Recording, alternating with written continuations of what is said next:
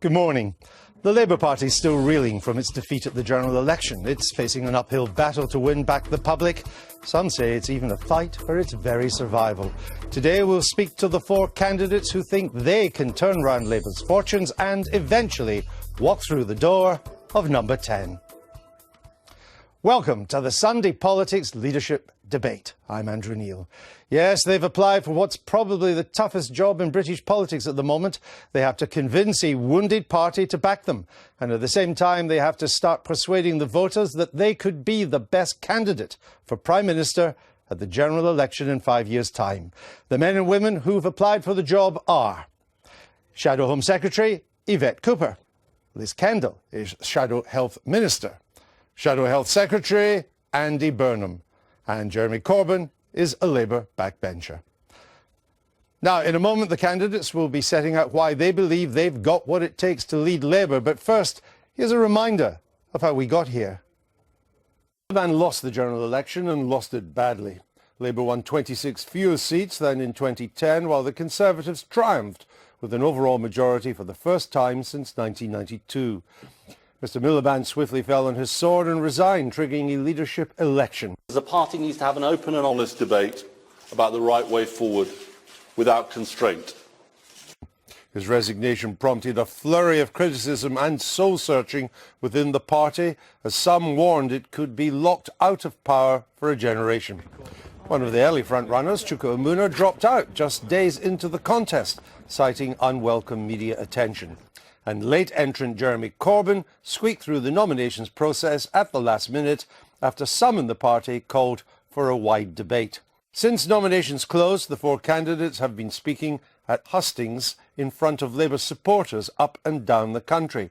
But acting leader Harriet Harman said this leadership contest would be different from 2010, with a series of open, televised debates. It's no cosy contest. Think not who you like and who makes you feel comfortable, but think who actually will be able to reach out to the public and actually listen to the public and give them confidence. In August, ballot papers go out to Labour Party members, supporters who've paid £3 and union members who've registered to take part. We'll find out who the winner is in September. Over the next 50 minutes, you decide who's got what it takes to be next Labour leader, future Prime Minister. Yes, when acting leader Harriet Harman launched this contest, she said that she wanted the voting public as well as Labour Party members to get to know the candidate. So we're going to ask the four of them to introduce themselves and set out why they're the right man or woman for the job. Here's an example. I'm Andrew Neil, and I've covered every Labour leadership contest since Jim Callaghan in '76. A little earlier, they all drew lots to decide the order in which they'll make their statements, and Yvette Cooper won, or lost, depending on your point of view. So, Yvette Cooper, please take your position here. Yvette Cooper has been Shadow Home Secretary since 2011. Before that, she held a number of ministerial jobs in Gordon Brown's government, including Work and Pension Secretary. I'm Yvette Cooper. I watched the news on Budget Day and there was a working mum who's in tears at what the tax credit cuts will mean for her family, and I hate what the Tories are doing to families in Britain. But if we want to change that, we have to rebuild to win. And we need a leader strong enough to take the Tories on, not to swallow their myths, but strong enough to change our party so we reach out and don't push people away. Born in Scotland, brought up in England, my family are from the north. I went to a comprehensive in the south. And I love the diversity of our country. I want us to have a stronger economy and a fairer, less divided Britain, to back the good jobs of the future, invest in science, work with business, and also to fight injustice, to end child poverty in our lifetime. We need a leader who can be a Labour Prime Minister, not just someone who makes us feel good about the party. It's not enough to be angry at the world with a Labour Party. We have to change the world.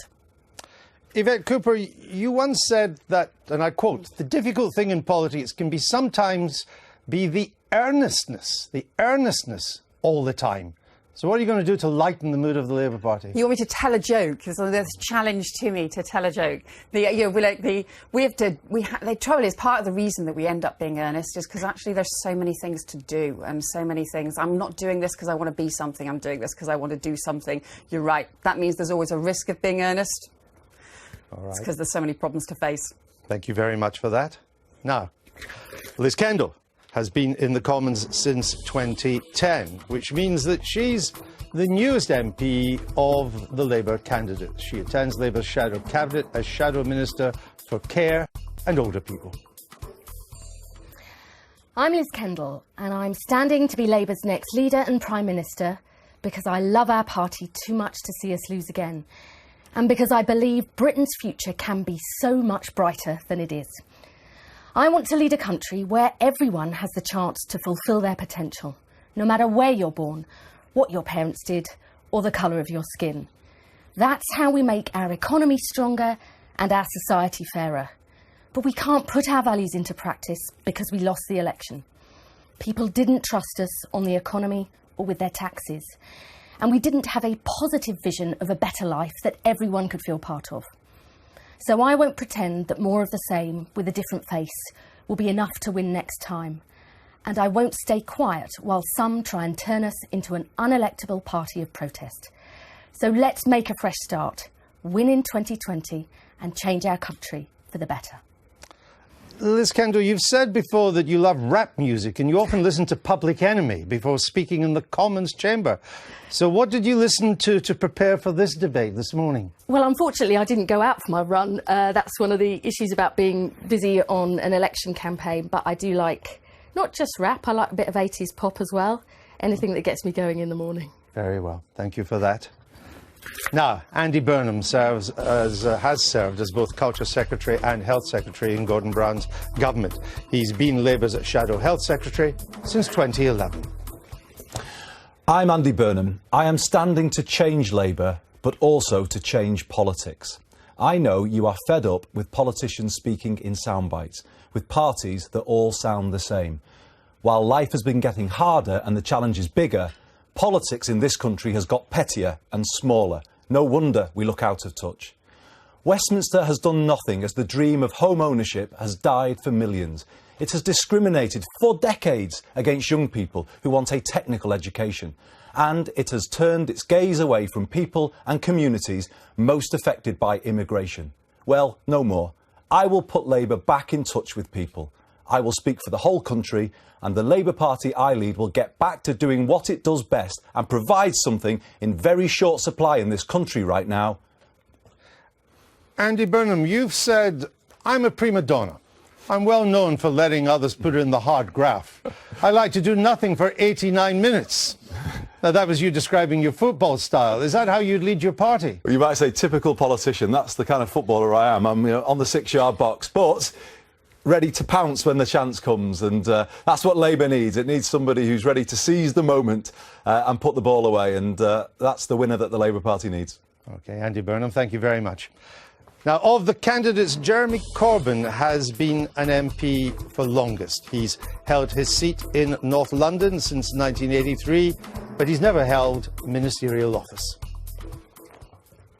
I'm Jeremy Corbyn. I've been proud to be a Labour MP for the last 32 years, representing my constituents, standing up for justice at home and abroad. I believe that is what the Labour Party is really about. But over the years, we've lost our way. We've been cowed and frightened by powerful commercial interests and very much frightened by the press, frightened to stand up for what we believe in. I want a society where everyone cares for everyone else, an economy that works for all, where no one is forgotten, and I want the Labour Party to be the heart of demanding those things. Our society is moving in the wrong direction. Too much inequality, too much poverty. For too many people, their job and their housing is not a source of security, but a cause of anxiety. We need to change that, and I believe we can. Jeremy Corbyn, you said you want the royal family evicted from Buckingham Palace to more modest dwellings, was your phrase. Would Prime Minister Corbyn be comfortable in the lavish surroundings of 10 Downing Street and Chequers? I think I'd be probably happier at Road N7. Very well. Jeremy Corbyn, thank you very much. Let's get to the debate. We're going to start now with the economy. Liz Kendall was failing to admit that the last Labour government spent too much in the run-up to the great crash. Was that your biggest mistake in trying to overcome the view that Labour couldn't be trusted on the economy? No, I actually think our biggest mistake was to take too long to realise that the scale of the deficit and the debt, which was caused by the global financial crisis, not by Labour's spending, that would mean tough decisions for us, and that over the last 5 years we talked the talk but didn't actually show the difference that we would make or the tough decisions that we would make. And I think that's more of a problem. That's why people think... But were you spending too much before the Lehman Brothers crash came? Yes, I think we should have reined spending in before the crash, but that didn't cause the crash, which was global. And the reason for the deficit and the debt is we had to put the money into the banks, because if we hadn't done that, all of our money and businesses' money would have gone. But the real problem for us, Andrew, was over the last 5 years, we didn't seem to wake up to the fact that tough decisions would have to be made or to set out an alternative. And that's a real problem for us in future, because if we keep saying what we have over the last 5 years, over the next, we'll get the same result and we'll lose. Andy Burnham, you've now admitted that Labour spent too much in the run-up to the crash after all these years of growth. But you did spend the last 5 years arguing the opposite. Why did you change your mind, or are you just a slow learner? Well, I wasn't leader of the party or shadow chancellor in that period, but I've said that I believe we spent too much because I was Chief Secretary to the Treasury when Alistair Darling asked me to conduct a spending review where we brought the deficit down. And I've acknowledged that. But our biggest mistake was not to defend Labour's economic record. We ran a strong economy for 10 years from 97 to 2007. We ran more surpluses in our first term than the Thatcher and Major governments combined. We did fix the roof while the sun was shining, the roofs of those schools and hospitals where water was pouring through. Why didn't you? Because I wasn't leading the party at the time. I think the biggest mistake was to allow the Tories to hang that millstone of Labour's mess around our necks unfairly, but also to fail to face up to our mistakes. Because if we had have done that, and if we'd said early on that, yes, we did let the deficit get too high, the public would have given us more credit for what we got right. You don't agree with that, Yvette Cooper, do you? You don't agree the deficit was too high. And if it wasn't, after 15 years of economic growth, in what circumstances would you ever run a surplus? Well, as you know, those 15 years that you talk about, of those, only 10 of those years were under Labour, and 4 of those Labour years, in fact, we did run a surplus. So where I disagree with Andy is, look, I think it's, we had a small deficit just before the financial crisis, and I do. Well, hold on. We had according to the OECD, we had the highest structural deficit in Europe, other than Greece. The current deficit at the time, just before the crisis, was 0.6%. As you know, it wasn't the deficit that caused the financial crisis, it was the financial crisis that caused the deficit. No one is saying that. No one is saying that the deficit caused the crisis. What we're saying, the argument we're getting you to address, is that after 15 years of economic growth, we still had the highest structural deficit in Europe, bar Greece. But was that sensible? Andrew, you know, as I've said, ideally the small deficit would have been a surplus. However, the reason that we had the deficit at that time was because tax revenues didn't come in. I think there is a big problem about what happened with tax forecasting, about what should have been done about tax avoidance. No, I'm talking about the years 2006, 2007. Tax revenues were booming. But hang on you got £84 billion a year alone from the City of London. Actually, they were booming. No, the tax revenues were lower than was forecast, and there was considerable over-optimism in the forecast. But the point is that the point that Andy and others have made is that somehow what was happening with public spending made us too weak to deal with the financial crisis that it happened. And as you know, debt, in fact, was really low because of the surpluses that Labour had run in the past. Because debt was so low, we were able to support the car industry. Let me finish the answer first. You added to the national debt. We were able to excuse me, Yvette Cooper, you've just said something that's factually not true. But debt rose under the last Labour government. It went from 300 billion to 500 billion before the crash. But as you know, debt as a proportion of our national income grew. Debt as a proportion of our national income fell. The reason, because debt was so low, we were able to support the car industry, the car scrappage scheme. We were able to cut VAT, support the economy. We were able to give extra help to pensioners through the financial crisis. And most important of all, we were able to stop Royal Bank of Scotland and other banks crashing. So I just think it is wrong to say, as Andy has done, that we should apologise for public spending on our NHS, on Sure Start, on our public services. That did not cause the financial crisis. And we should take on the Tory myths. This is where we disagree, because Yvette just said, ideally we should have run a surplus. I don't think we can be that vague about something this important. It's right to say, in the good times, we should be aiming to run a surplus, as Labour did in our first term. we lost that discipline in the beginning of our third term. And I know that because I was Chief Secretary when Gordon Brown and Alistair Darling asked me to start bringing the deficit down. We began to do that, but, Andrew, the ink was barely dry on that spending review before the crash came. Okay. So the deficit was too big when the crash came, and we were then in a weaker position. That spending review increased spending, All right. increased investment. Let me bring in Jeremy Corbyn. The spending review actually increased public spending lower than overall growth in the economy, and that's why it was going to bring the deficit. Hold on. I need to. There are four of you fighting for this leadership. I'm sorry, but there are four of you. You can't hog the stage. Jeremy Corbyn, are there any limits on the amount you would borrow to build socialism? You don't have to borrow to build socialism. You have to grow an economy and have an equal society in order to ensure that we eliminate the most ghastly poverty that exists in Britain at the present time. You don't do it all. Of course, you borrow for infrastructure, you borrow for investment, and the last Labour government did borrow, did invest. Railways, for example, I wished it had invested more in housing, which would have actually been now saving us a great deal of money on the housing benefit bill. But is it right, for example? Is it right at the moment to continue to bear down on the deficit or not?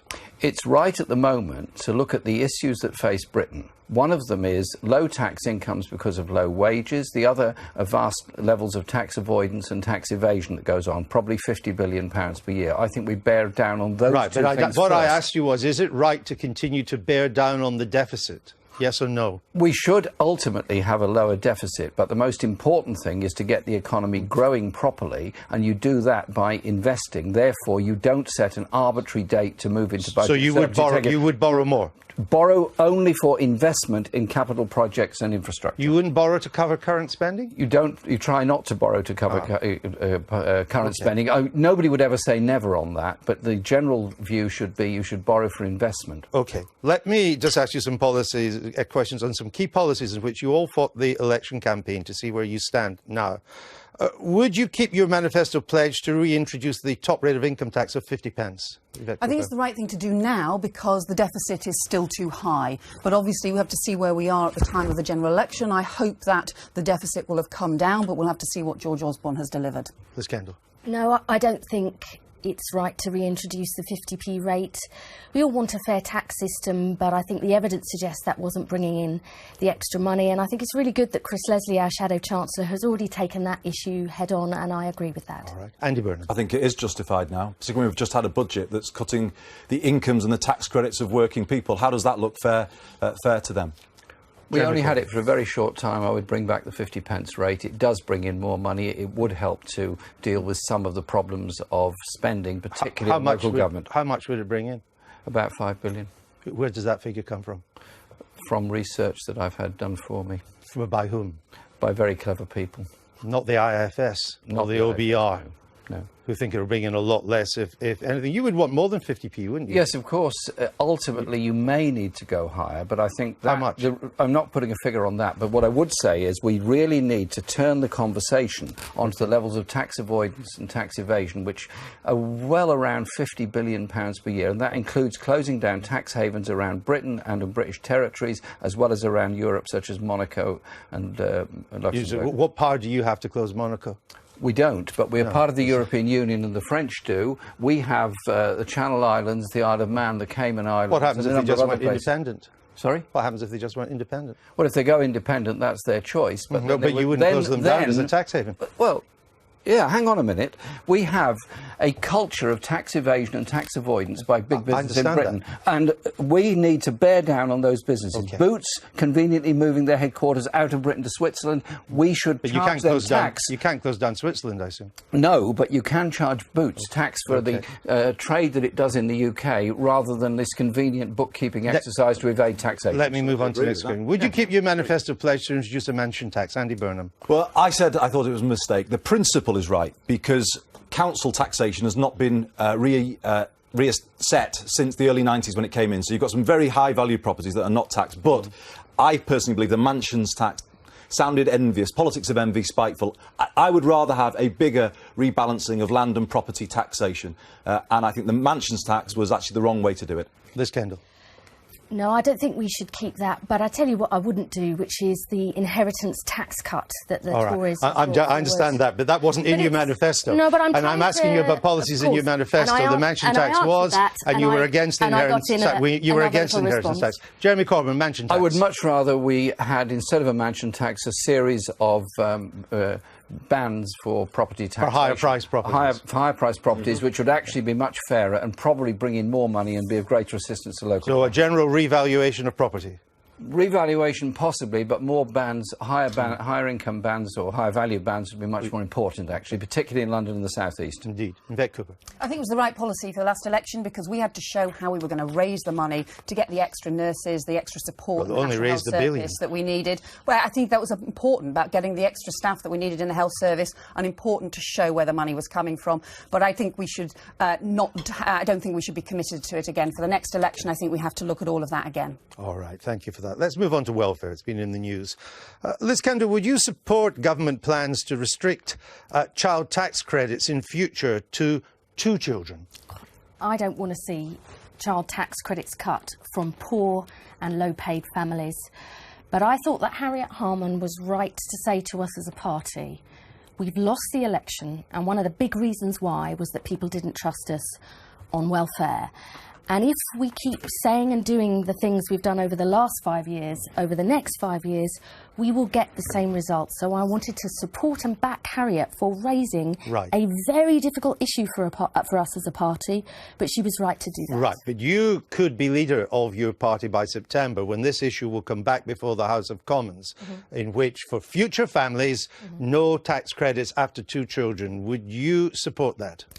If we can show how we would pay for it to be reversed, that's at the heart of why people... I'm not talking about reversing, I'm talking about introducing it. Would you support it or wouldn't you? I understand, but if we were to oppose it, we would have to show how would we pay for that if we were in government now. That's exactly what you would ask us. Every journalist would. But that's true of anything you oppose. Of course. And that is my point. That I'm still not clear if you're going to be for or against it. If we can show how we would make sure that we didn't have to make that decision, how would we fund it, then that's the right way forward. Because if people don't trust us, if they keep thinking you oppose, spend more and more and more, then they will believe they can't trust us with their money. And Harriet was right to raise that. You said that, Yvette Cooper? Against it. I think that I'm the oldest of 3 children. I've got 3 children. I think there are families with 3 kids who are going to end up worse off in work as a result of this change. That is bad for them, but it's also bad for the economy. But we're talking about future families. For the taxpayer as well. Yeah, and imagine, so a family with 3 kids who are doing well, and then dad walks out, and mum's left holding the babies, literally, and suddenly she's going to be able to be struggling to afford her childcare and end up worse off in work. So that's why I think this is a really bad So there should be no limit, in your view, on the amount of tax credit that goes to the number of children you have? I think it's a problem, the government trying to have this 2-child policy. And I'll give you one other example as to why it's a bad thing. They've got this policy which says you can have the tax credit for the 3rd child if you've been raped. Well, what does that mean? Rape victims have to prove to the DWP that their child is the result of a rape or take the forensic evidence to the benefit But all laws system. are difficult to implement at the margin. You're against the principle. I'm against it because I think it's damaging for work. Jeremy Corbyn. I'm absolutely against the principle. We were proud to sign the Convention on the Rights of the Child, which guarantees equality for all children. I think this is an appalling idea. The large families that have living in a degree of poverty, why are we saying that they should be made even poorer because they're a large family? Surely every child What matters. Harriet Harman said, I'm only quoting your acting leader, so don't get irascible with me. No, I wouldn't be irascible with you or her. I'm glad to hear it. This is not Channel 4 News. What Harriet Harman said is if you can't afford the 3rd child, you shouldn't have it. Well, she didn't say that. And excuse me, she was on the Sunday Politics. It was the words to that effect. She did not say that, I think we're all Andrew, grown up that's enough to unfair. know how That is children unfair. come about. And stuff happens, children get born, they should all be cherished, loved and valued. We shouldn't be having the state... So you're deciding. against it? I'm absolutely Andy against Burnham. it. I think it's completely wrong. Completely against it. It's the worst trait of this divisive Chancellor. It's dog whistle politics. It's dividing one family from another. And It's a judgmental policy. I'm like Yvette, middle of three children, have three of my own. You know, why should we have this situation where we're saying some families deserve more support than others? I'm against it. Tax credits support people in work, Andrew. They're a big achievement of the Labour government. And do you know why? You know what? I've led the opposition against this week within the Labour Party because Labour has to stand for something. We've got to be proud of what we achieved when we were in government, and that is supporting people in work. Did you raise this with Harriet Harman in Shadow Cabinet? I did, and I said I thought it was wrong. I believe tax credits are one of the biggest and best things we did because they support people... Andy, 1 second, Liz. They support people in work and people into work. And the problem with George Osborne's budget is it diminished those work incentives, and it isn't going to do what he claims he is doing as Chancellor. We all agree Labour's with that, got to take a stand on things that matter. But let me ask you, Andy, how, you know, out of all of the proposals that George Osborne has put forward, which ones do you support? I've said I support the principle of a cap on benefits. People out there don't... Wait, well, let me answer your question.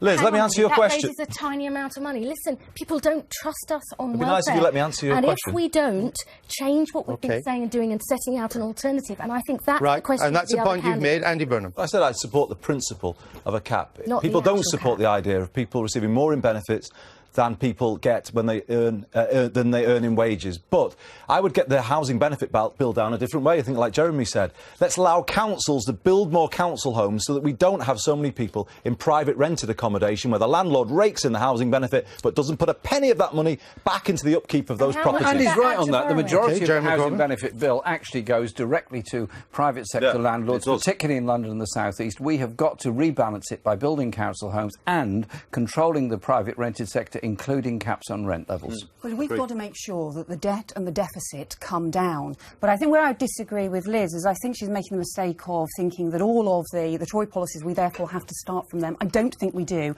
And also I don't think we have to start by accepting George Osborne's numbers. He changes them every single time. Since between March and July, he's changed his numbers all over again and increased his borrowing. Right, but here's the broader picture. So I think what you're saying different from our welfare policy of the last 5 for years. example, we should have a universal childcare system. That's what we should be doing. That would help far more people into work. What's the answer and that to would be Liz the right Kendall's way to do question? it. That in what way is what you're arguing different from your policy I think for we the need to 5 be years? much more ambitious about the childcare what does that is mean? preventing so many parents working. And how The would we government fund has that? cut back on childcare at the moment. They've reduced the childcare. I think we should support it. How would I think you it's fund right that? that we shouldn't do the inheritance tax cut that the government has but introduced. you- But I also think it is a mistake to think that, you know, that somehow we have to prove line by line not what George Osborne... Yes, you are, but what's what you're No, saying can I to just Joe set line out by line how for I've George set out how I Osborne think would that do? we could change what he said on working tax credits, which is going to hit 3 million low-paid working people hard, which is that we can look at an alternative, which is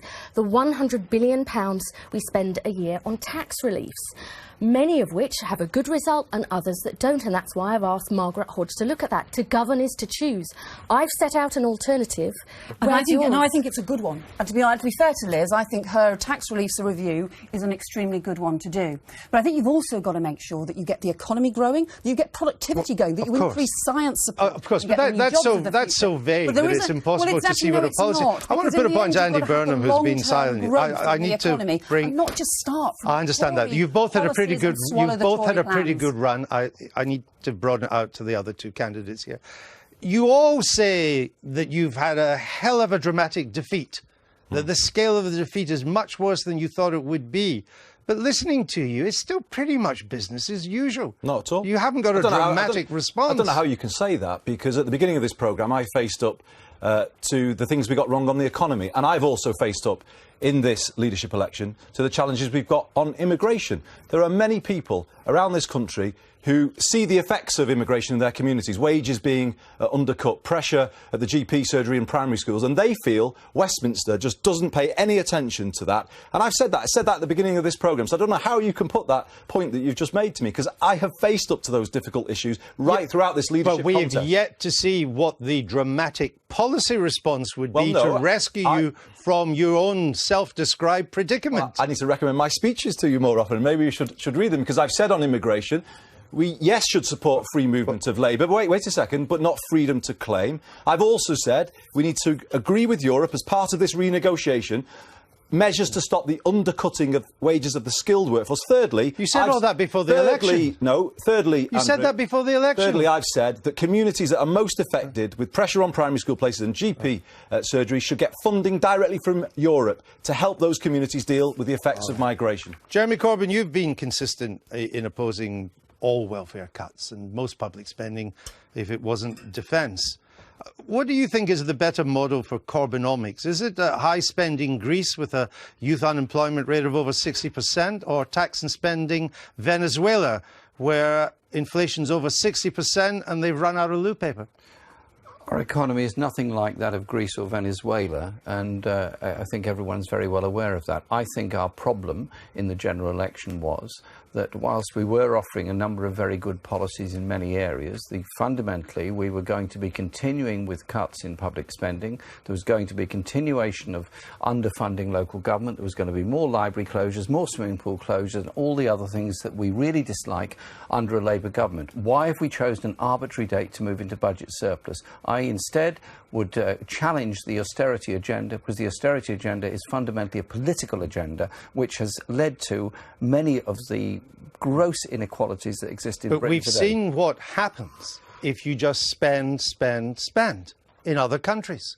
You end up like Greece. Well, what you do is collect your tax like Venezuela. And the people of Greece were shortchanged by the elites, by the businesses and by the banks. It's not the poor people in Greece that caused the problem. The issue is in Britain we do not collect the tax that's owed. You know, they were sold a lie, which is you can have everything you want without making any changes yourself, and that's why Cyprus had to back down. Now we need a decent, sustainable settlement in Greece. Look at the victims of what the European Central Bank are doing to Greece. The poverty, the unemployment, and the European Central Bank and the European Union will rue the day. You don't have to tell me about the people who are suffering in Greece, but you don't find a ladder out of the hole that Greece has got into. We'll rue the day that they've put this punishment. And that's not Can I finish? what Syriza... We'll put the punishment on the people of Greece. Okay. All right. Liz Kendall, let me ask you, if you become leader, but Jeremy does very well in this election campaign, will you have him in your shadow cabinet? I haven't made any decisions about that yet, but what do you think? I don't think Jeremy and my politics is anything like, the same. And I think there is a challenge for centre-left parties across Europe. On the one hand, avoiding the kind of ever-increasing austerity that sees people left behind.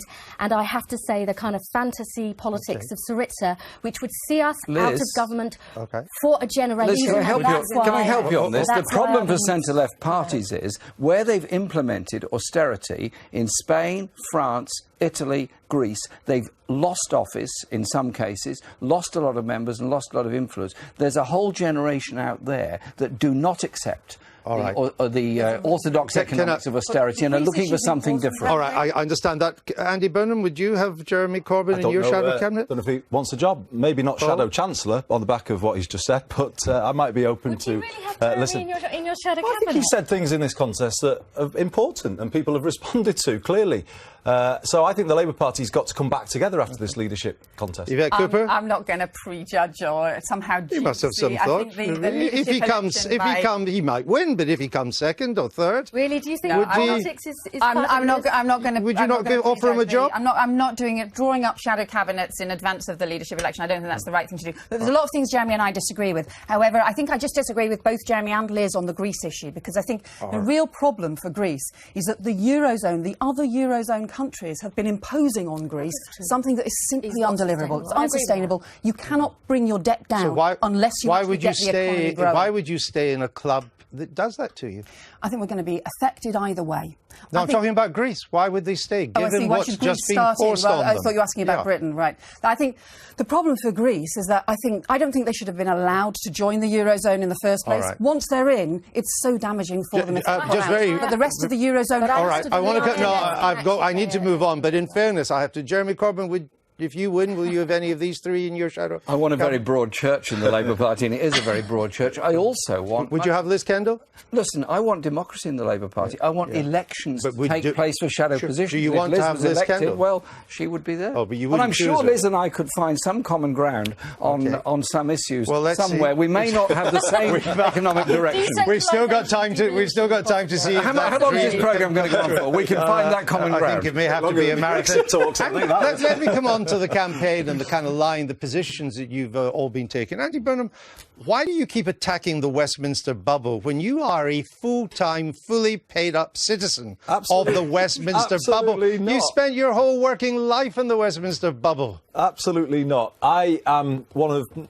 few MPs who represents the place where I grew up, and I've always lived there. I've never spent my weekends down here, and when you do that, it has a habit of rooting you in the real world, because I go back and I go out with the people I played football with, the people I went to school with. That is me. You've always worked from a mile from where we are. Tell me one job you've had that's not the Westminster bubble. I worked for a newspaper. I worked for a publishing company before I came into politics. For how long? Pardon?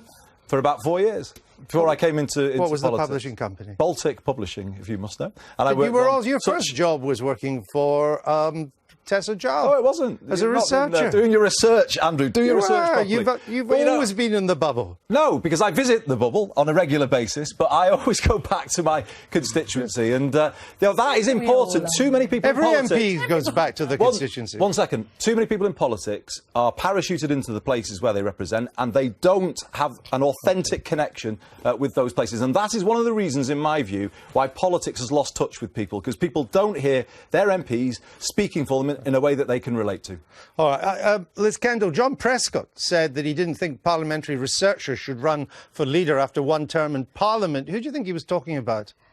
It might have been me. Might have been. But I think it was. I've done a few jobs outside politics, and I've worked in politics, and you know what? I am proud that I helped the Labour government make some of its great achievements on childcare, on support to work for lone parents, and on big changes and improvements in the NHS. But I think what people really want in a leader is someone who listens, who sets a clear direction of travel, and who can say sometimes the uncomfortable things to their party as well as the easy ones. And I think that's part of the judgment that Labour Party members will be making. Yvette Cooper, you're a fully paid-up member of the Westminster bubble too, aren't you? Well, we've all been part of, both the three of us at least have been part of the Labour shadow cabinet for the last 5 years that lost the election. You basically came straight out of university and went into the Westminster bubble. Do you know, it's worse than that. I was actually a journalist for a while, so, you know, as you know... So things could only get better.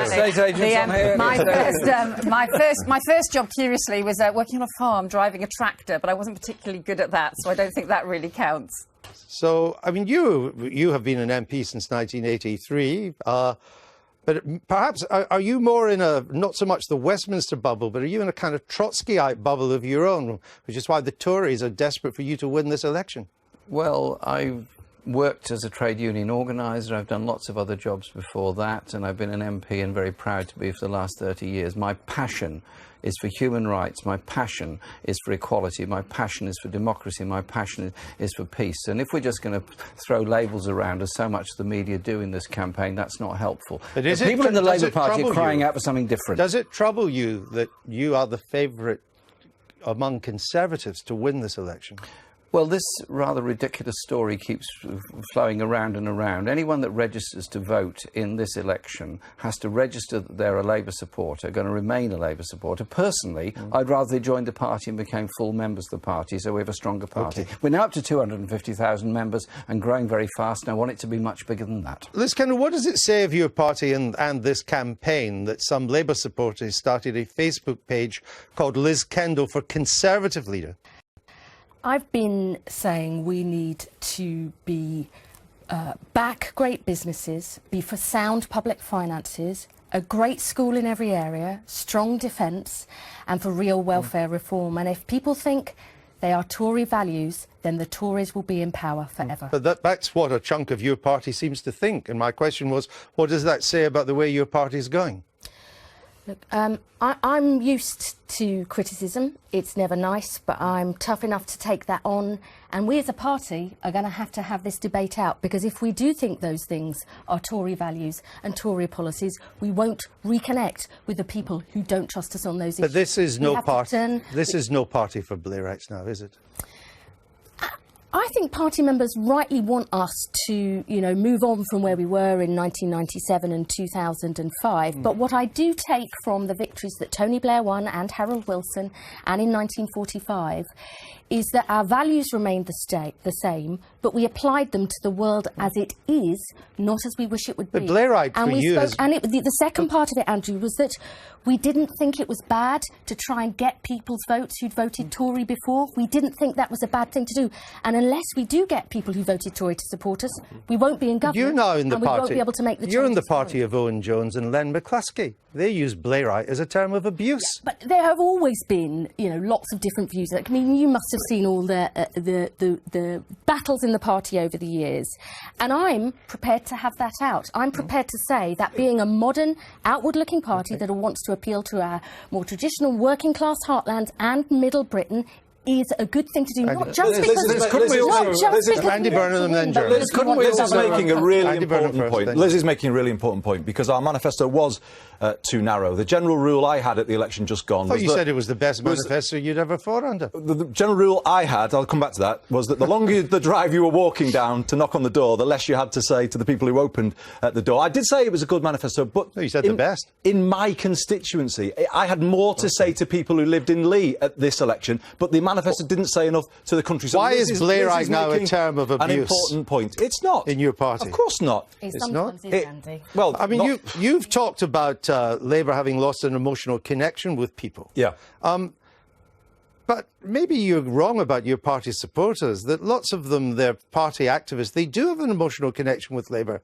It's just that they're voting for Jeremy Corbyn and not you. No, I'm talking about the public. I'm talking about people who voted UKIP at the election. But the public don't have an emotional connection with any party. Just one second. Only people like I'm you have talking that. about people who voted UKIP in large parts of the Midlands and the North. I'm talking about people who voted SNP in Scotland. Those people are looking at us and they see a party that's out of touch. They see a Westminster elite that has not got its feet on the ground in their communities, and that is what I'm going to change. In the end, we can't win the next election if we just rerun the 2015 election, but we also can't win it if we just try and run the 1997 election again. So this has got to be about 2020 and the future. Only half of Otherwise, the we young will people- not win. We've got to reach out in all directions. Only half of young voters who are registered to vote, and that's probably quite a low number anyway, actually turned out to vote. We didn't excite or inspire young people. We disillusioned a lot of working class voters because we were essentially offering more of austerity and a continuing wage freeze in the public sector. We have to have a totally different economic strategy to win people back to the party. It is a myth to think that if we get all the people who didn't vote to vote for us,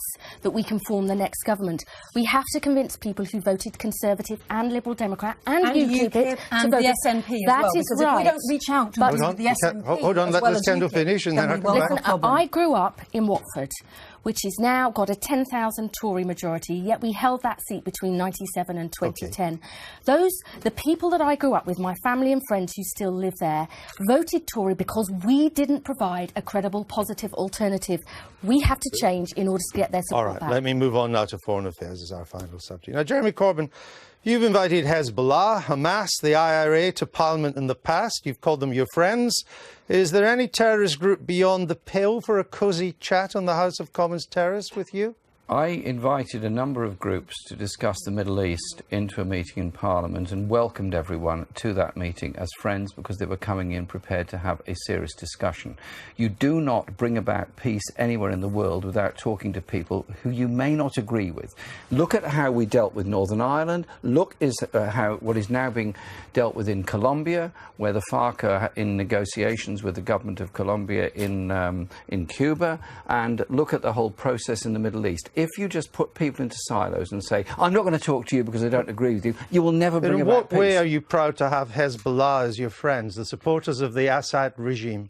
I have met them. I don't agree with many of their strategies or policies. I obviously don't agree with the violence that goes with it, but there has to be the bringing out together of a peace process. You also have to look at the way in which Israel has, how should I put it, bombed the Gaza Strip into it's an appalling, I'm talking about Hezbollah. Mess. Wait a minute, it's an appalling mess, and so there has to be a peace process that brings about reconstruction and brings about reconciliation. But you didn't to talk to people. On Northern Ireland, you didn't just deal with Sinn Féin. You dealt with the IRA 3 weeks after the Brighton bomb, in which the IRA had tried to destroy the democratically elected government of this country. You invited 2 convicted IRA terrorists to the House of Commons. They were former prisoners who had come out of prison, women who had come out of prison, came to Parliament, actually in a meeting that had been arranged long before, to talk about prison conditions and rehabilitation of prisoners. They were IRA.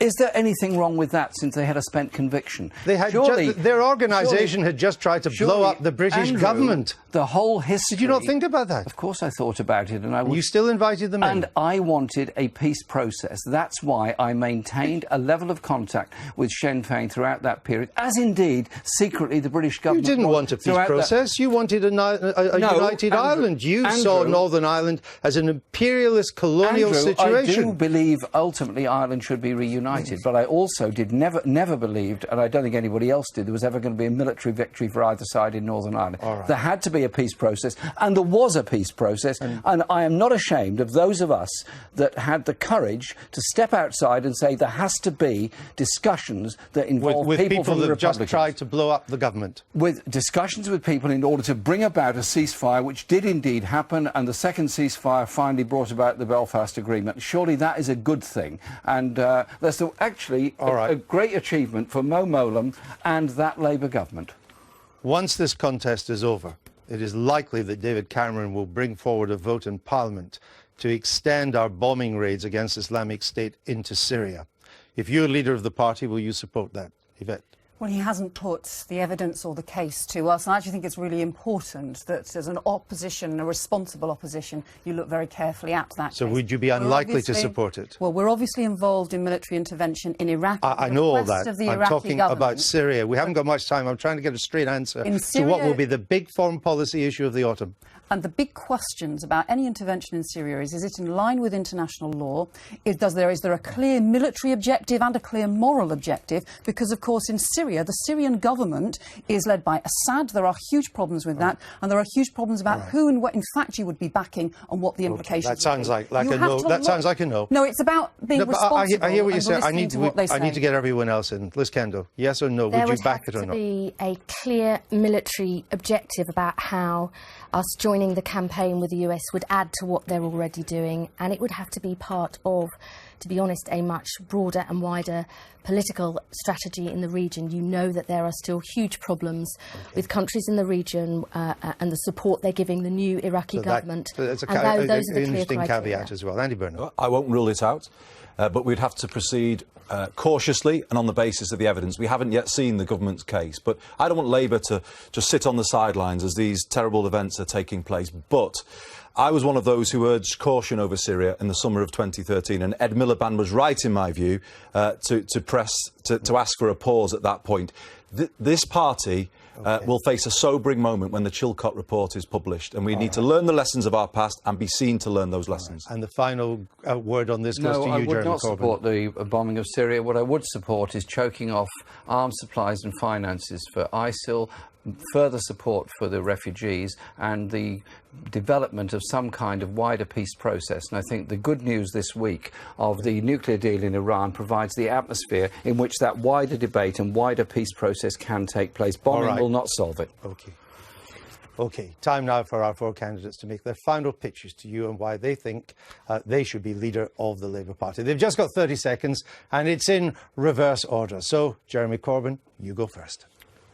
I was nominated for this contest by people who wanted to see a different Labour Party and wanted to see a change. We're desperate that we'd lost a general election, and I believe we lost it largely because we were not offering something sufficiently different from the Tories.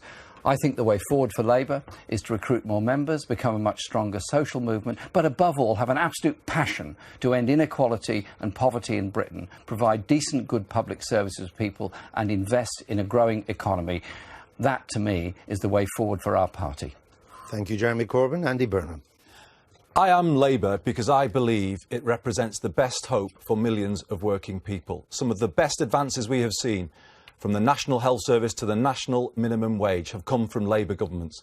But the hard truth now is we have lost our emotional connection with millions of people in our country. They look at us, they see a Westminster elite talking in a language they just don't understand. I am standing to change that. I will put Labour back in touch with you. I will give you a party you can believe in and a vision worth voting for. Andy Burnham, thank you. Liz Kendall. There are now only 24 seats with a Tory majority of less than 3,000, and we've got to win back 94 to be in government again. And the scale of this challenge means we can't stick with what's comfortable and familiar. And if we move to the far left, we'll be out of power for a generation. I know Labour Party members want to win, so we can put our values into practice and make the changes we're all so passionate about. We achieved great things in government. Vote for me and I'll make sure it happens again. Liz Kendall, thank you. Yvette Cooper. I wish we weren't having this debate now because I wish we'd won, but we didn't. Labour didn't earn enough support across the country, and we have to rebuild to do that. We'll only do that with an optimistic vision for our future, supporting high-tech jobs, but also tackling injustice. But people are going to say to you that you have to choose between your heart and what you care about and your head and what's needed. I think we have to do both. We have to have people voting Labour with both their hearts and their heads. That is why I am standing for the Labour leadership. Yvette Cooper, thank you. And my thanks to all four of you for this debate. That's it from the candidates for the leadership of the Labour Party. We hope you found the debate informative, perhaps even enjoyable. We did our best. Now, the Sunday politics where you are.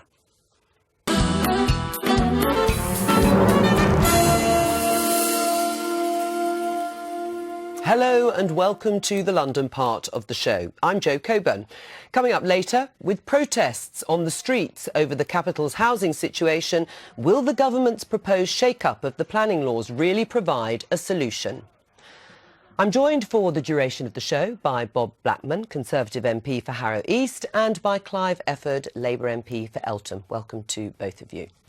Now, the Home Secretary, Theresa May, has refused to allow the use of water cannon in England and Wales after 3 of them were bought by the Metropolitan Police. Kate Ford has more. The Home Secretary has made her position on water cannons unequivocally clear in the Commons this week. On the basis of the evidence provided by both the police and the relevant independent bodies, I can inform the House that I have decided not to authorise the Wasserwerfer 9000 water cannon as a policing tactic for operational use in England and Wales. But only last year, the Mayor of London, Boris Johnson, authorised the purchase of 3 second-hand cannon at a total cost of £329,000. Labour's Shadow Home Secretary, Yvette Cooper, said Mrs May's decision was exactly right, but the Met Police said they were disappointed. Water cannon are used in Northern Ireland but have never been deployed in the rest of the UK. They were deployed most recently in North Belfast on Monday against loyalist demonstrators during the annual 12th of July celebrations. How embarrassing, Bob Blackman, for the Mayor. There we have Theresa May, same party, publicly pouring water on his water cannon plan. Well, clearly what the Home Secretary has done is looked at all the evidence, looked at the submissions from people, and quite rightly decided that policing should be by consent. And water cannon clearly goes against all the grain. Should Boris Johnson have bought those water cannons? Second-hand they may be, but should he have gone ahead before he'd asked permission? I think he's quite open about this. What he should have done was looked at the examination and seen whether he could get permission for it before the cannons were bought, rather than afterwards. And I think that's the thing that should have been done. I think it's regrettable. But I think the right decision has been made for Londoners. And what a waste of money. £350,000 well, down the drain, you might say. No doubt we can sell it to someone else. Perhaps we've got it on a sale or return basis. Will you make sure? Because I'm sure constituents in London will be concerned that that's a waste of public money. I mean, should the police have the resources they want? No, they shouldn't. They are accountable to Parliament and to the Mayor. But he's wasted this money on broken water cannon. I'm told that they need repairing, so before we can sell them on and try and get our money back, he's going to have to spend more money on them. I mean, what a complete farce. But no, the Chief Police are accountable to Parliament, and we should be the ones that decide whether water cannon can be deployed against our citizens. And I absolutely agree with what Theresa May has done. All right, well, they're not going to be used, it seems. Thank you, gentlemen. Now, last week, the government announced widespread reforms to the planning process, aimed, they say, at cutting unnecessary red tape and bureaucracy, which they claim is clogging up the planning system and depriving London of the new housing it desperately needs. But is it really the solution to London's housing problems? Andrew Cryan reports. Could this building site in Tottenham Hale be the solution to London's housing problems?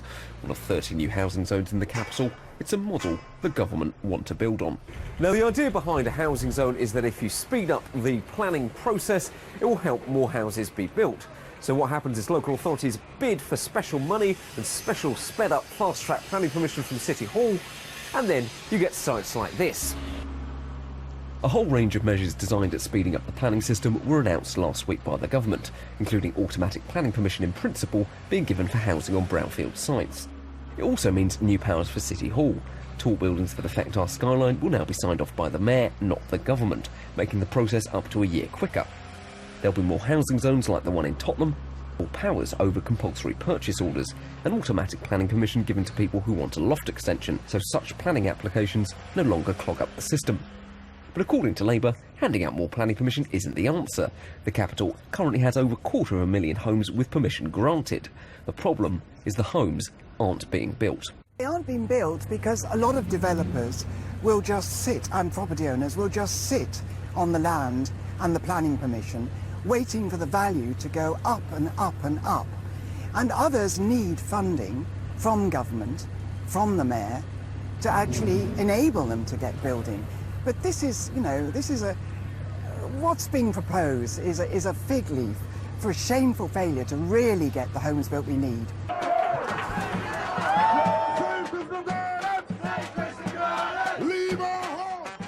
Protesters this week outside Brixton Town Hall, campaigning against the demolition of a council estate to make way for new homes, but also the increasingly unaffordable housing market in London. Many of the people we spoke to were sceptical of the government's plan to free up the market, preferring investment in council housing. They're not encouraging councils to build, which is what's really, really needed. So they're not investing in local government housing solutions that we know have worked. And we know the private market isn't working. It's no good to build homes that are going to be used as investment properties or assets for people. We need homes for ordinary working people. The fundamental problem is that housing has become a commodity, not a place to raise a family, not a place to have a home. You've got to tackle it at its root, take the heat out of the housing market and invest that money in council housing. So Osborne is going maybe 10% of the way. He's certainly not investing that money in council housing because we're seeing the right to buy now extended to housing associations, which is going to make the problem worse, not better. But if it's more council housing some people are after, they might be disappointed by the government plans, which are emphasising making it easier for people to buy their own home, an idea backed by City Hall. The mix is changing, but please remember that a third of central London is actually owned by local authorities. So there is an awful lot of social housing out there already. What we're short of, desperately short of, is low-cost home ownership models which people can afford. And there's thousands upon thousands of people going after every unit that comes available in these categories. So we need far more of that. While many agree London has an enormous need for more housing, the debate about how to get it made and what type of homes we build is certain to rumble on. Andrew Cryan there. Bob Blackman, we could see in that film demonstrations going on, police officers injured by protesters last Sunday, hundreds on the streets in Brixton. Your government's record on housing in London is now so bad, it's leading to unrest on the streets. How bad is it going to get? Well, actually, the position has dramatically improved over the last 5 years as we've built more homes in London. And how many have you built over the last 5 years? Over 100,000. And the reality is that the target now is 200,000 by 2017, 2018. Right, but would you say you've built enough homes? No, the problem has been the supply. The reality is that the government have taken action to make sure that money is available to provide new homes. There's various different schemes, but I think the key point is that until we increase the supply, particularly on brownfield sites, particularly those that are owned by the public sector, we're actually not going to address the problem. Right. Do you agree with that being the issue, that it is about the supply and unlocking brownfield sites, and we'll talk about whether all of these sites will be appropriate? Is that the start to just building more homes so that there are more to choose from. No, doing that alone is not enough, because we're not building the right sorts of homes. We are pricing the younger generation out of either the rental market or the home to the buyer's market, and that is what is fundamentally wrong. Under this government, the number of houses being built dropped below the levels that were being built in the 1920s. An absolute disgrace. And what we need to get back to is building homes that are truly affordable. Right. And what does that mean in your mind? Because we've heard in that film there, it's got to be low cost, but still home ownership, not necessarily that the priority should be on council homes or social housing. Well, the problem's not going to be solved by just flogging off social housing association properties and council properties. That's just a nasty little attempt to buy votes. But what we need to do is to get back to building homes that people can afford to rent, bearing in mind that this idea that people who live in social housing lack aspiration has always been a myth, and it's always made me very angry. And should they be allowed to buy those homes at a subsidised cost? Only if we are replacing the supply, and that's the key. We've never, ever done it. And it's, for every 10 that have been sold, one has been built in the past, and that is what's wrong. Do you agree with that? Because the result of the new obligations to build reduced-cost starter homes will mean that London will see fewer new socially rented homes. Is that really the direction you want to go in? I think clearly we want to get a mix. The reality is that, for example, the right to buy for housing associations is really unfinished business. We had a position whereby housing associations effectively became the supplier of socially rented accommodation, and their tenants didn't have the right to buy. That's being addressed, and we'll address that. The key now is actually to make sure that there are homes that people can afford to buy. That's really a big shortage in London. Why should people have their homes or their rent subsidised when people in the private sector will not get that sort of assistance? Well, this is one of the key challenges, and one of the points that was made in the budget is that there will be a progression of rent reductions in the socially rented sector to enable people to be able to afford the houses they're renting, or the flats they're renting, and to make sure that the supply continues. The key, as Clive quite rightly says, is when houses are sold, they should be replaced. And that's the key challenge we've got to undertake. How do you compel builders to start actually building the homes? They've got permission, they've got the site, and they're just holding on to the land to see if the value goes up. Should you compel them? Yes, we should. We should be saying to them, either use it or lose it. Right. And that's exactly what the Labour Party said Except at the last no one election. voted for it. I mean, no one went for it, did they? Well, but that's one of the policies that we were putting forward, and it doesn't mean we were wrong to put that forward. I think we were absolutely right. But the other point is that the budget did nothing for the future of the housing market. The Office of Budget Responsibility itself says that investment in private sector housing will drop by at least 1% over the next 5 years, and that 14,000 fewer social rented houses will be built. This is just not the right direction. What's wrong with use it or lose it? I mean, that was one of the policies that Labour campaigned on. They didn't get elected, but now when there is such a critical situation in London, isn't that what you should do? Well, one of the problems I can take in my constituency, we had a site which it took the developers 6 years to get planning permission. Right, but hang on, we're talking about people who've got the planning permission, they're still not building. But the point about this is that developers are trying to get planning permission. It takes a long time to get that. Then you've got to get the finance in place to build the property. And that's because they don't want to build social housing. It is. That's what they're sitting back on. They will not contribute towards building the homes that local authorities need, and that's why these debates about the planning permission are protracted. Or they can't afford it, Clive. I mean, if the finances aren't there, they're not going to build them at all. But these developers are making huge profits from these developments, and it's absolutely essential that they contribute back to the communities that they are building in, and to build a decent amount of affordable homes. The same point is that housing associations are sitting on large-scale balances that they're not using for investment in housing. We'll talk about this again. Following recent high-profile controversies with advertising on public transport, which has begged the question, what is or isn't appropriate to display on buses and the underground? The Sunday Politics, London, has obtained a copy of a letter from the Transport for London Commissioner, Sir Peter Hendy, acknowledging some mistakes in its advertising programme. Raphael Sheridan has more. In February, commuters at Tottenham Court Road were greeted by lingerie models walking down the platform. Transport for London claims they had agreed to the shoot on the condition the models remained fully clothed. In April 2012, Stonewall ran this prominent advert. A Christian group, Core Issues Trust, responded that month with this. only to have it pulled by Transport for London just before its run. One of around 300 adverts it rejects every year. And in May, over 70,000 people signed a petition to remove adverts across the Tube network, which asked whether women were beach body ready. Sunday Politics London has received a copy of a letter written by the Transport for London Commissioner, Sir Peter Hendy, to London Assembly member Val Shawcross, who had complained about adverts she felt were derogatory to women.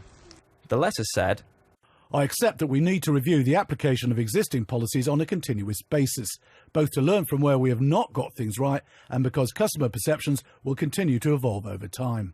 I think TfL have difficulty understanding these judgments, and, you know, they're an extremely competent public transport organisation. I think its male senior management sometimes doesn't have sensitivity to what the majority female population feel about some of these things.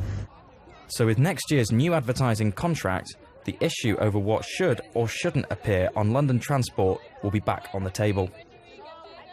And joining us now, Labour Assembly member Fiona Twycross. Welcome to the programme. Why are you against adverts like Beach Body Ready? Well, I think with the example of Beach Body Ready, we had a really strong reaction from a lot of Londoners that this really wasn't acceptable. And I think it's a sign that the times have changed and that we need TfL and their practices and procedures to reflect the fact that what might have been acceptable 20 or 30 years ago just simply isn't acceptable. And now. You agreed it was offensive to women? Well, I saw it and I thought it was offensive, and I think that 70,000 people signed a petition to say that they also felt it was offensive. I mean, what constitutes, in your mind, an appropriate advert to have on London transport? Well, I think this is a matter for TfL. To be honest, I don't think that politicians should wade in and sort of start saying this advert's appropriate, that one's not. But you have intervened here. Well, I think my colleague Val Shawcross and other Assembly members raised concerns that that TfL needed to get the procedures and policies in place and to actually get up to speed with what's acceptable now and not just rely on sort of previous views about what might have been acceptable. Right, but it is about judgment, isn't yes, it? It is I mean, judgment. Do you think TfL is too male-dominated? It's sexist, if you like, if they can't see that that would offend the number of people that wrote in to complain? Well, I think it's about making sure that we don't have images on transport that present unrealistic ideals about what the female body's like, and I think it can also relate to sort of male physique as well. So to make sure that women don't get an idea that if they can't reach those ideals, then they're somehow failing, and in this instance, sort of that they shouldn't sort of wear bikinis on the beach. Do you think that's the role of TfL, to make those sorts of judgments?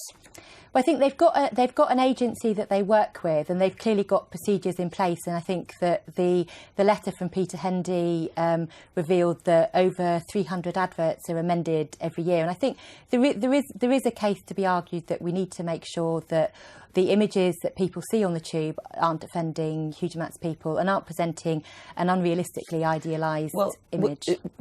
Were you offended, Clive Efford? Do you think they were unacceptable? I mean, they do look a thing of the past, don't they? Those sorts of adverts. I mean, you think we've gone beyond that, but it's a difficult subject, isn't it? TfL are responsible for running a transport system, not being a moral arbiter of what is appropriate advertising. And as much as they've held their hands up and said they've got it wrong, but there is is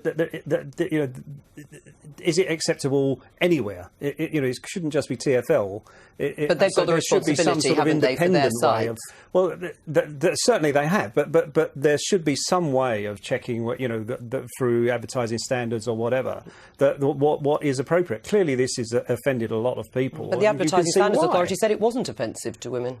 Well, maybe it's they who we should be talking to about some of these standards then. Well, Bob Blackman, what's your view? I mean, should the ex-gay, post-gay and proud advert have been banned by Boris in April 2012? I think the problem is that TfL is a public service. Every member of the public goes about their business.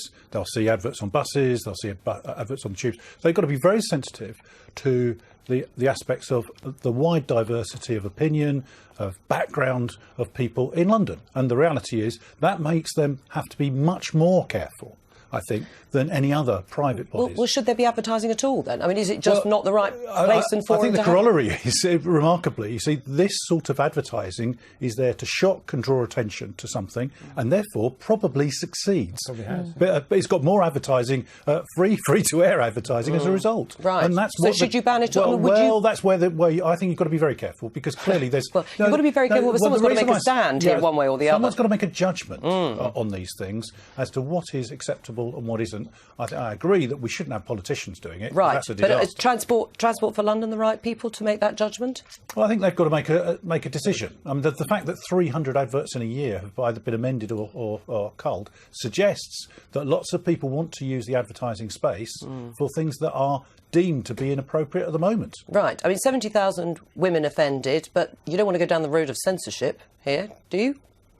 Well, certainly not at the hands of politicians, but I do think that TfL need to set up a mechanism for themselves to ensure that they check what's appropriate and what's not. Are you confident that they are going to put in place those sort of practices where you are going to be able to trust they'll make the right judgment in the future? Well, the contract's up for renewal, and I think that what they've said is that they will bear these things in mind when they find a new advertising partner. And I think that we have to respect the fact that they have admitted they've got it wrong on this occasion, and obviously, as Bob said, the company concerned got a huge amount of publicity around it, but not all publicity is good. And I think that in this case, would you want to be seen with this product now? Yeah, exactly. Would you want to be seen with this product? And I think that they misjudged it, TfL misjudged it, and times have moved on, and this is no longer an acceptable presentation of women on our public transport. Fiona Twycross, thank you. Thank you. It's now time for the rest of the political news in 60 seconds.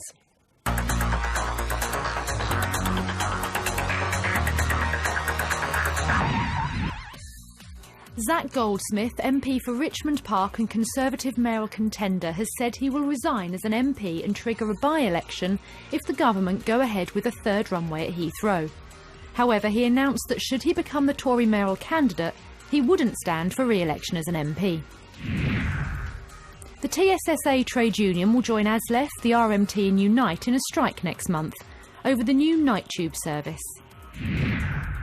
Protesters disrupted flights at Heathrow Airport by cutting through a fence and chaining themselves together on a runway.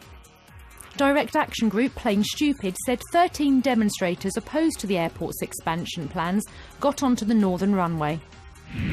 Nearly 10,000 people died in 2010 as a result of air pollution in London, a study has found. The scientists said combining the pollutants reveal a higher health impact than previously estimated.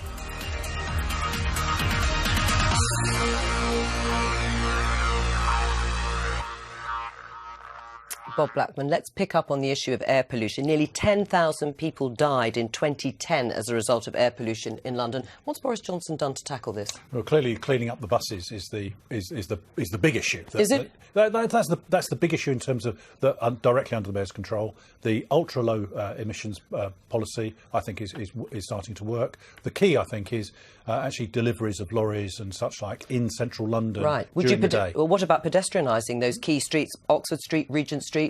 Well, I mean, clearly one of the things that has to happen is that we've got to consider taking the buses out of Oxford Street, as the Mayor and Peter Hendy were considering. Well, you're shaking your head, Clive. Boris Johnson wasted millions of London's taxpayers' money on a vanity scheme to build this Boris bus, which is a massive polluter on our streets. So the idea that he's been cleaning up London streets is absolutely ridiculous. He didn't extend the congestion charge. He scrapped that as soon as he came in. We've been moving in the wrong direction under Boris. Would you pedestrianise parts of central London? I would, yeah. But I think there are areas where that is essential, but I'm not sure that is... Where's the traffic going to go? You've got to deal with the amount of traffic that's coming into central London. We need to have a much reinstating more... the congestion charge? Much more root and branch look at how London streets are being used. Right. In fact, I'm very much in favour of what he's done with the cycle lane.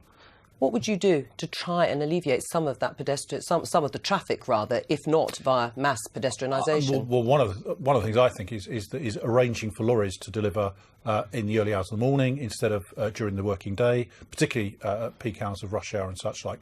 Those are often what gives out the pollutants into the atmosphere, particularly when they're standing in traffic jams. And that's what we want to clean up. They used to do that in ancient Rome. It's not a new idea. Have we not moved on from ancient Rome? No, Is that what you're saying? Well, we're moving at the same pace as well. The average speed around London is not much faster. So, but I mean, we do need to have a fundamental look at it because the air quality in London is not acceptable. Thank you both to you very much, and back to Andrew.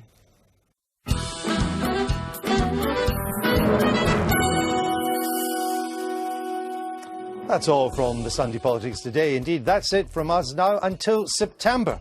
We'll leave you with a reminder of today's Labour leadership debate. And remember, if it's Sunday, it is the Sunday Politics. Unless, of course, it's the summer recess.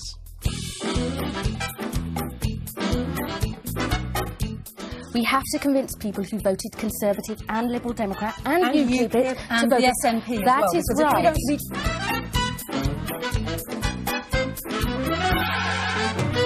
But I'm sure Liz and I could find some common ground on some issues. I have faced up to those difficult issues throughout this leadership contest.